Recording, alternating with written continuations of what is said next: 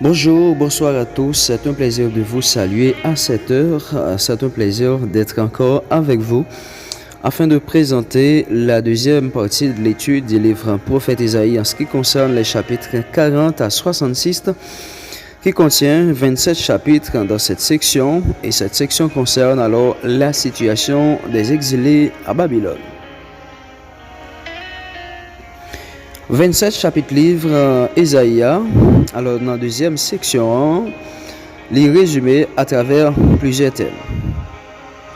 Premier thème, non, c'est vraiment, Dieu trois fois saint, répété 25 fois dans cette section. L'autre thème qui a traité encore, c'est le retour d'Israël comme première étape du salut prévu. Troisième thème, c'est bien la souveraineté des dieux qui dirige l'histoire de son peuple et universellement le monde, à savoir les gentils. Nous gagnons dans la deuxième section, partie livre Prophète Isaïe, des concepts clés aux titulatures liées aux serviteurs. Lorsque nous parlons des serviteurs, c'est identiquement bien référentiellement parler du Messie et de Jésus-Christ. Un serviteur souffrant lié à la souffrance que connaissent Israël. Maintenant, nous avons comparé alors la souffrance d'Israël par rapport avec la souffrance que Messie a lui-même. Il était gagné pour le souffrir en ce qui concerne sa mort, sa souffrance et son humiliation, etc. Mais qui est tout à fait un peu identique avec les souffrances que connaissent le peuple d'Israël durant les périodes de jugement des dieux pour ses péchés capitaux, tels que par exemple idolâtrie, dépravation morale, abandon du vrai Dieu, injustice sociale, rébellion, orgueil, etc. C'est somme péché ça que Israël a gagné pour te recevoir jugement bon Dieu. Et c'est jugement ça tout qui t'a préparé étape de restauration pour peuple bon Dieu. Et tout péché ça a été ouvert la voie ou bien la porte ouverte aux invasions par rapport à différentes dominations empire perse, empire babylonien, empire grec, empire égyptien et empire assyrien, romain, etc. Maintenant, il y a une expression aussi restauration qui inclut dans la deuxième partie du livre Prophète Isaïe. Dans ça qui a un rapport avec l'œuvre des dieux, qui fait partie de l'œuvre saluant. Là, on a expression telles que les nouvelles choses, nouvel exode, nouvelle création, l'ère de grâce, serviteur, souffrant, etc. Serviteur souffrant lui-même est vraiment comparé avec un nouveau Moïse, concluant une alliance nouvelle, nouveau patriarche de Jacob, qui était à la tête d'une nouvelle descendance, peuple de Dieu, et comparé aussi le roi messianique dans le chapitre 7 pour arriver dans le chapitre 12 là. Et donc, le thème reste qui est répété en ce qui concerne après le jugement des dieux, côté qu'il y a une bonne partie de peuple là, t'es vraiment mort par la famine, par la peste, par la guerre.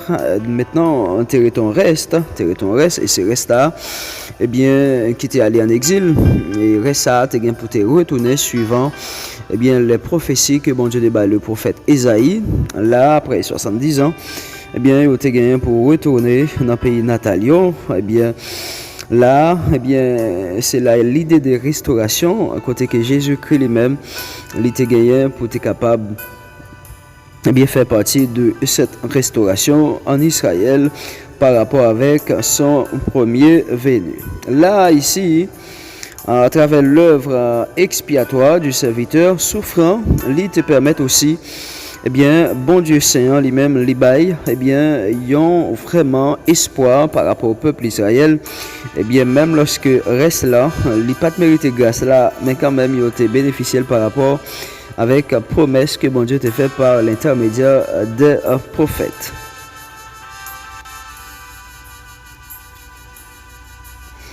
Alors toujours pour continuer à cette étude dans la deuxième section du livre Prophète Isaïe, bon Dieu lui-même n'a pas jamais oublié peuple, ni n'a pas jamais abandonné peuple. Isaïe 40, verset 27-31. Concernant exilés des Judas, ils étaient animés par un esprit de doute, désespoir, ingratitude. Ils étaient pensé que bon Dieu lui-même l'était oublié. Mais malheureusement, bon Dieu lui-même li pas un bon Dieu qui oublie nous comme ça malgré péché nous yo, mais bon Dieu toujours été fidèle par rapport à ses promesses. Là que bon Dieu te gain pour te répondre yo par rapport avec ingratitude yo, ou bien penser que bon Dieu oublié yo, bon Dieu était obligé de traiter yo de insensé. Parce que bon Dieu lui-même, lui, pas vraiment un bon Dieu qui passait tout le temps à punir un pécheur, sinon qu'il toujours manifesté par amour, puisque l'amour de Dieu, là, les plus loin que péché nous, que tout ça nous fait qui mal. Maintenant ici, face à la situation d'Israël, là, nous voyons que bon Dieu lui-même, il a un plan de réparation, un plan de rédemption pour le peuple d'Israël. Puisque bon Dieu lui-même, il n'a pas passé tout le temps à punir les hommes et quand même il était averti plutôt pour y croire dans bon Dieu au lieu que pour y croire ni dans force parole ni pour y penser que bon Dieu abandonné. Bon Dieu t'a fait obligation pour faire recours à la sagesse, à la gratitude envers le Dieu d'Israël. Le terme serviteur est lié au Messie, il est comparé comme le nouveau Moïse, ou bien comme le Moïse par excellence, dans Isaïe 42, verset 1er 9. Et parce que il était humble et il était annoncé la loi, et Dieu lui-même, il était prend plaisir dans lui, et il était gagné l'esprit bon Dieu aussi, même Jean-Moïse, il était animé par l'esprit de Dieu pour accomplir des œuvres extraordinaires. Et il est un médiateur d'une nouvelle alliance, il rénove, il change, il apporte de nouvelles choses. Quant à la mission du serviteur, du Messie lié à Jésus, nous avons la mission du serviteur n'est pas limitée seulement à Israël. Mais la mission du serviteur, elle va plus loin que le peuple d'Israël, sinon que universellement, incluant les gentils, côté qu'elle a été portée des annonces nouvelles en ce qui concerne la justice aux nations et toutes nations ont été croyées dans la loi de Dieu. Et serviteur a été venu établir un nouveau pacte, un nouveau traité pour être la lumière des nations. Et il était porté lumière, la justice, ça que lui affirmé, lui confirmé par sa vie même. Serviteur souffrant en ce qui concerne Jésus, il était un disciple fidèle et un disciple par excellence.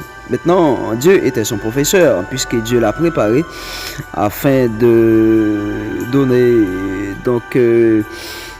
des choses extrêmement importantes pour l'humanité. Et c'est en fonction de son préparation de la part de son Père éternel avant d'être entré dans son œuvre ou dans son ministère et pour accomplir une mission totalement parfaite. Maintenant, le disciple par excellence. Si nous lisons Isaïe 54, le verset 4-11, il était un fervent fidèle, disciple de l'Éternel, dont l'Éternel était son professeur, comme je vous ai déjà dit. Bon Dieu t'a préparé avant pour être capable de rentrer dans le cadre de travail. Jean 8, verset 28. Nous l'étions toujours, attendez, bon Dieu, cap enseigner, le cap instruire.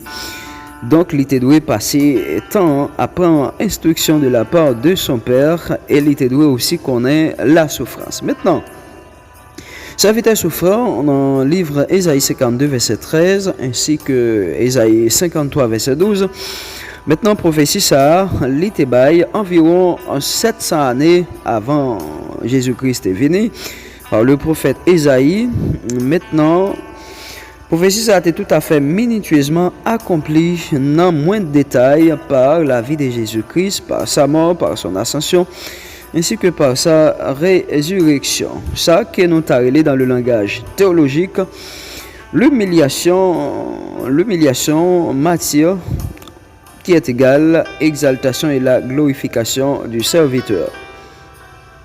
Ésaïe 61, verset 1er 3. Il annonçait la bonne nouvelle par le serviteur et joue le rôle d'évangélisateur.